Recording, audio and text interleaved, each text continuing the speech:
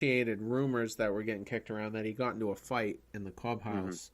And so, like, you just wonder, like, part of me wondered, like, did something like that happen? Did an incident happen maybe in Tampa that they're Hmm. being hush hush? Maybe they learned their lesson from the Price Eckersley thing, and Hmm. they're keeping it in house. So I considered that.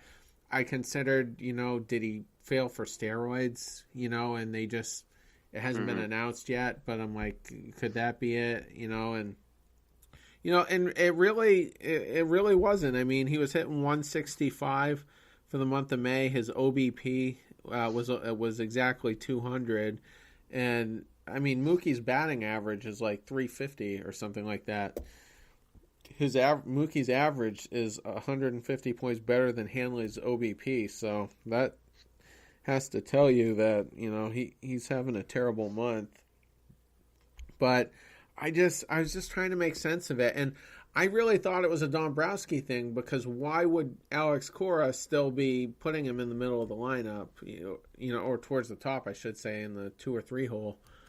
It Yeah. really stunned me, and then it comes out that it was Cora's decision, and they actually made that public too, and I'm like, I That says a just lot. That really does. To have your manager come out and say that I'm the guy. Basically, either if he's taking the blame for Dombrowski, I give him a lot of credit. But if he's the sole reason why, like Dombrowski wanted to keep Hanley, but Alex Cora said no, we can't. I mean, I wasn't one who said that Alex Cora was a great. I thought he would go through his struggles, but for a manager to basically come out on to the media and say that I wanted this guy out, that takes a lot of kahunas. You got to admit. it does. But on the other side of that, Hmm. why didn't he drop him in the order to the 6 or 7 hole either? Well, this is just from somebody who's looking from the outside because I'm not a Red Sox fan like you are, so maybe you might see this differently. But to me, Hanley is the type of guy where if you drop him in the order and with him not producing, one of two things are going to happen, and they're both not good. One, he's going to take it out in the clubhouse and he's going to cause a scene. And two, he's going to affect your ball club on the field and he's going to do something that's not going to help you guys win. Maybe I'm wrong. What's your take? No, no, those are absolutely correct, and and that's what I'm wondering. What was Cora afraid of? By doing that, and maybe those were his concerns. It was but just the fact that he Hmm. was never dropped at any point was just kind of, and then to find out that it was Cora's Hmm. idea, I don't know. And then I go back to the Pedroia thing. It coincides with him. And I just It's hard. I see. yeah, I know what you're saying. yeah, yeah, and I just hope that the relationship between Pedroia and Cora is player and manager. Hmm. If their relationship is that of ex teammates, that's going to be really problematic. I think because Pedroia is going to have more influence than he probably should, That's and true. And on top of it, how if because you said that Pedroia was what 0 for 21, correct? if you count If the you count, rehabs, yeah, yeah. So if he's let's say let's just combine his overall. He's 0 for 21. He hasn't had a hit in forever. What happens if he's let's say 0 for 35 or 0 for 40? How long do you keep sending him out there to the point of where Alex Cora says, I need to either put someone else like Holt or Nunez or somebody, or does the ball player and ex teammate say, I got to send him out there. He's my guy. I got to just let him grind it out. I think right. that's a correct point that you make. Yeah, yeah, and we'll only know that over the coming days and weeks. But it's a concern that I have, and I'm not a Pedroia guy. I can't stand him. He's a little over the top, and I kind of kept that quiet for a long time until the Machado incident.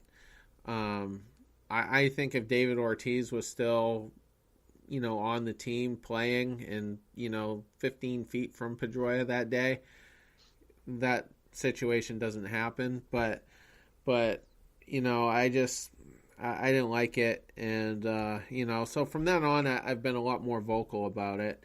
If he does turn it around and at least starts hitting well for contact and getting on base, then yeah, I'll probably shut up about it. But I just given the tumultuous year last year, the uncomfortable situation between him and Cora, I don't like that. And another thing too, I think Pedroia wasn't with a lot of these players, but back before that infamous trade where they sent Hanley to Miami for Beckett and Lowell back in, I think that was the end of the 2005 season. Hanley Ramirez wasn't a popular person in Boston at that time, and John Lester went on record saying, "I would never hang out with that guy. That guy's a jerk, and I don't like him." And he's matured big time since then. There's been nothing glaring about him off the field that we know of, but he wasn't very well liked, and Pedroia kind of came up just after that, a year or two later. So maybe he heard all the stories about Hanley from guys like Lester and them over the years, and so I'd be curious to know what their relationship was like the last few years between Hanley and Pedroia. I'm sure we'll find out. Yeah. It always leaks out. Right. It always does. I'm also curious to see what Pedroia's relationship is like, with everybody else, because we don't know. There were rumors last year that the clubhouse was divided after that incident. And you had to figure that the bullpen was obviously on one side. I would think that Kimbrel was actually captaining the anti-Pedroia faction actually, but I don't know. But this fan base though did kind of turn on him, at least half of it, and so if his performance, like you were talking about, if he does go 0 for 35 or whatever, 0 for 40, or even even like 5 for 60 would be terrible. It'd be curious to see how the fan base reacts to him, if it turns even more or whatnot. And the real painful thing about all of it, though, is we don't even have a solution for second base. Other than Brock Holt, who will probably go on the DL like 4 days after him if he's playing every day. So, in the trade market, there's really not a lot out there. I mean, I mentioned on the podcast last time I was on that I think Brian Dozier would be an excellent fit for you guys. But if he plays, or let's say you get him, do you have the prospects to get a guy like that if the Twins are out of it? Because you're going to have to give up at least something like a mid-level prospect to get him. And 2, Pedroia is probably not going to play that much. He'll be a DH, maybe a spot second baseman every other day, 1 time, 2 times a week. But there's not a lot out there. I mean, Dozier's the only one I can think of that would be somebody that could help you guys immediately. I mean, can you think of anybody else? Not really. I mean, the Indians might be willing. They were willing to deal Kipnis to the Mets, but he's having a terrible year, so I don't know if that would really be. And he'd be only a rental anyway. I mean, not really off the top of my head. Maybe Harrison from the Pirates? That could be, but I think they can compete right now. I don't know if they're ready to sell off the rest of it. I got the standings up here. Where are they? It's hard. A lot of the bad teams that are out of it, quote unquote, their second basemen are not really worthwhile in terms of acquiring. You know what I mean? Yeah, maybe Addison Russell of the Cubs could be a possible target, but this is all extremely hypothetical because I don't think the organization really wants to deal or wants to move on from Pedroia. Mm-hmm. But yeah, I mean, if he were to go down for the year, let's say, then it'd be interesting to see where they could go. just looking at the standings here and trying to think of who everyone's second baseman is, I just don't really. Nothing stands out What to me position either. does Merrifield play for the Royals? Yeah, he is a second baseman. Yeah, that's a. So what about him? He's having a hell of a year. Yeah. He might be the only All-Star on the team. Yeah, and he's really been solid for the last 2 or 3 years. Let me see. I'm just wondering how much control he has left. He was a teammate of someone on the Red Sox in college, I want to say, as well. What college did he go to? Let me see. I can go back to the top here. He went to, University of South Carolina. Oh, Jackie Bradley then. Oh, maybe that was it. Those are the Gamecocks? Yeah. Oh, okay. SBM. My bad. Yep. I'm insanely weak with college, so. Well, I'm a Gamecocks fan. I love South Carolina. Oh, okay. Yeah. So then it had to have been Bradley. I saw Jackie Bradley play when he used to hit 300. Yeah.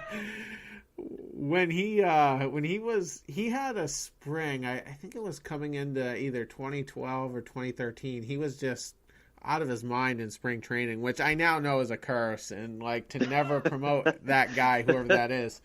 And I think Sandoval went crazy last year in spring training as well.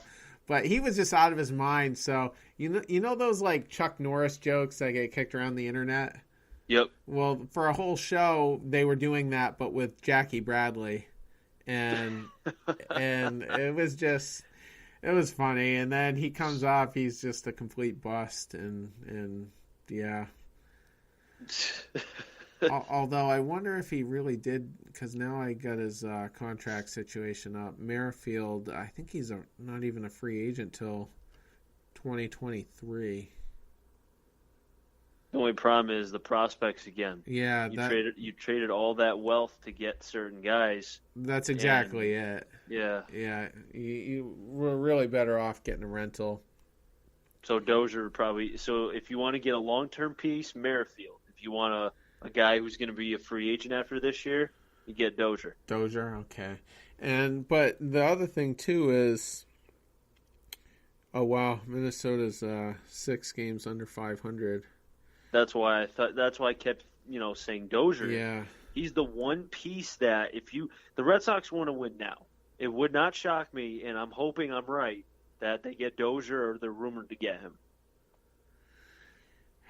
Well, I certainly don't want to give the prospects up, because the problem here is Kimbrel's a free agent at the end of this season. I'm fairly certain they're not going to sign him. They never do with relievers. They have a little bit more flexibility. Hanley will bring them down within like $5 million of the luxury tax, and I'm sure they could swing things a certain way to get under it. But I don't think they'll get Kimbrel. Bogarts is a free agent after next year. Yep. So that's a guy, they're going to want to target.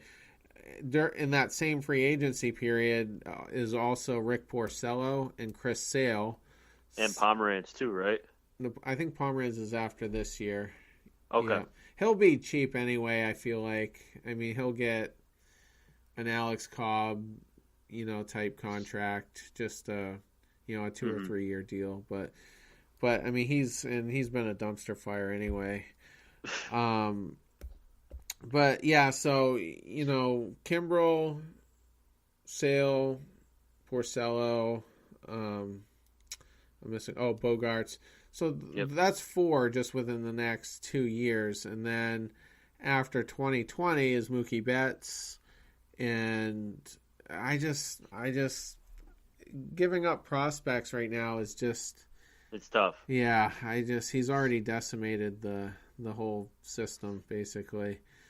So I can't really see that, but I mean, what would a Dozier be worth though? Because look at last year's free agency, trade deadline. Jay Bruce was acquired for basically nothing. We got Addison Reed from the Mets. I still don't know who the hell we gave up. They were that low in the system. JD Martinez was acquired for basically peanuts. I guess the number 4 prospect in their system was in that deal, but I don't know if their farm system, I don't think, is that strong in Arizona. So I just feel like, what would a Dozier really be worth?